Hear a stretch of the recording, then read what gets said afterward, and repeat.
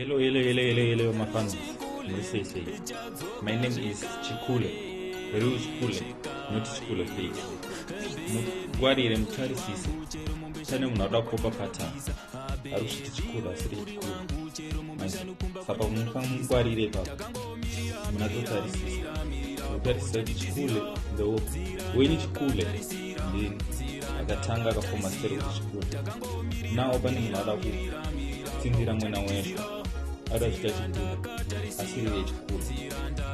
Arda kutsvaga mbiri. Chikule masters ya. Saka mutarisise pamudownloada mafans angu. Chikule chichi mutarisa zvenyu. Moona kuti Chikule weni ndo wozingaramba munhu. Muchidownloada mamwe anonzi Chikule. Pane munhu ari kukopa kuti Chikule babasi. Mufangwarire mafans angu. Pingu ndinotenga. Nokumusapota pamunoita mafans angu ese. Ndatenga kumusapota. Pamusapota ni Chikule. Chikule asiri kupera. Chikule ari pano.